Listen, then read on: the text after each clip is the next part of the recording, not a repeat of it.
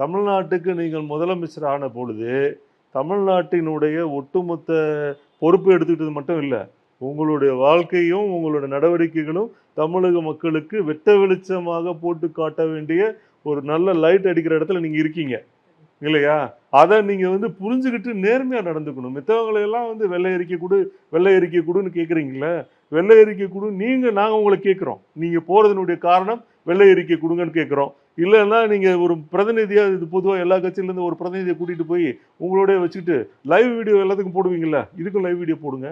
நீங்க எங்கெல்லாம் போறீங்க, யாரெல்லாம் பார்க்குறீங்க, என்னெல்லாம் பண்றீங்கன்னு. அப்போ நீங்க ஹெல்த்துக்காக போனீங்களா, இல்லை வெல்த்துக்காக போனீங்களா, இல்லை எதுக்காக போனீங்கன்னு விஷயம் எல்லாருக்கும் தெரிஞ்சிரும்ல.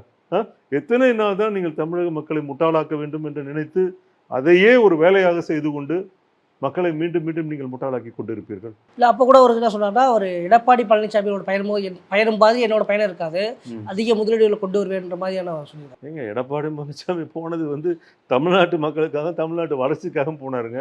அவருடைய பயணம் மாதிரி கண்டிப்பா இவருடைய பயணம் இருக்காது. இவர் குடும்பத்தெல்லாம் கூட்டிட்டு போறாரு, மொத்த குடும்பத்தையும் கூட்டிட்டு போய் ஹெல்த் இஷ்யூஸையும் கிளியர் பண்ணிட்டு டாக்டர்கள் கொடுத்துருக்க எச்சரிக்கையை டயத்துக்குள்ள தானே போயிருக்காரு. அவருக்குள்ள ரகசியமா பாதுகாக்கப்பட்டு அந்த பயணத்தை அவளை பொத்தி பாதுகாத்தீங்கல்ல, எதுக்கு அப்படி பொத்தி பாதுகாக்கணும்?